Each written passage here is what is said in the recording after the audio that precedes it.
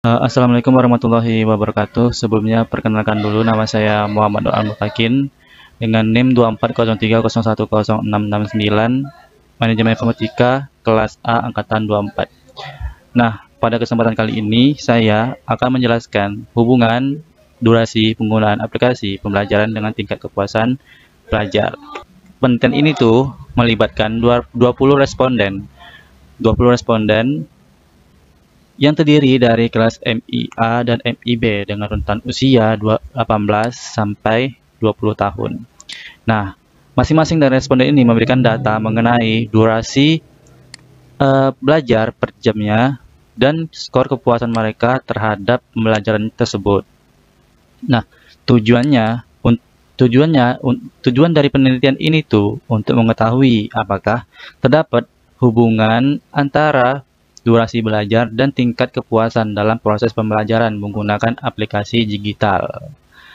Nah, sesuai dengan tugas yang diberikan, saya bakalan melakukan analisis korelasi dengan secara manual menggunakan Excel. Nah, jadi saya sudah menghitung secara manual menggunakan Excel dari hitung korelasi, statistik uji, tabel kritis. Nah, yang pertama itu menguji korelasi. Nah, jadi dari data ini kita dapat mengetahui bahwa hipotesis H0, hipotesis 0 atau H0 tidak ada hubungan antara durasi belajar dan tingkat kepuasan belajar atau Pi sama dengan 0. Nah, kemudian yang kedua H1 atau hipotesis alternatif itu adalah adanya hubungan antara durasi belajar dan tingkat kepuasan belajar sama dengan Pi sama dengan atau Pi sama dengan 0. Nah, terus kita menghitung korelasi. Nah, sesuai dari data ini, cara menggunakan karena kita menghitung secara manual, kita menggunakan rumus Corel blok durasi belajar per jamnya, terus dan blok juga skor kepuasannya. Dan otomatis kita mendapatkan hasil perhitungan korelasinya yaitu 0,314. Nah, ini tuh termasuk kategori rendah karena berada di antara 0,20 sampai 0,399. Nah, artinya hubungan antara kedua variabel cukup lemah. Nah, terus kita melakukan statistik uji. Nah, jadi rumus uji secara manual menggunakan Excel itu sama dengan 0,314 hasil dari perhitungan korelasi tadi, yang ini, dan dikali dengan SQRT dalam kurung 18. 18 itu yaitu hasil dari perhitungan ini. Hasil dari perhitungan taraf signifikansi 0,05 itu per dua sisinya ya. Dari deretan keabsahan atau DF, N-nya itu adalah seluruh data responden yaitu 20 orang dikurangi 2 sama dengan 18. Nih. Sama dengan 18. Nah, selanjutnya kita menghitung statistik secara manual seperti ini.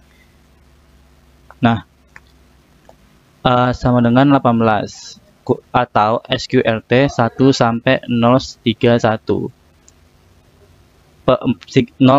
1 kurang 0,3114 akar 2. Nah, hasilnya 1,403. Itu hasil dari perhitungan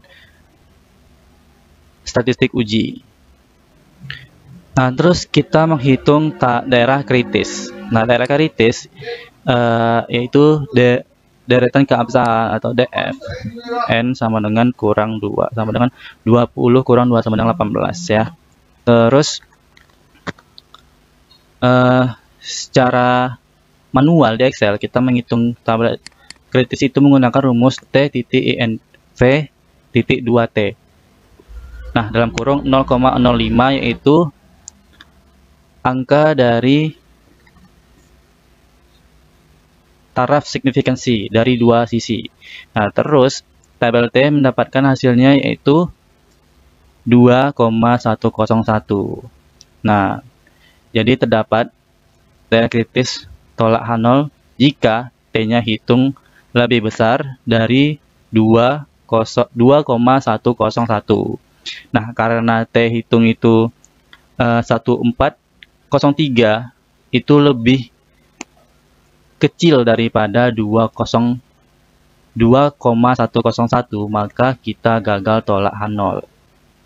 Nah, jadi pada kesimpulannya itu tidak terdapat cukup bukti untuk menyatakan bahwa terdapat hubungan yang signifikan antara durasi belajar dan tingkat kepuasan pelajar pada taraf signifikansi 5% ini. Dengan kata lain, meskipun nilai korelasi positif lemah atau R-nya 0,314,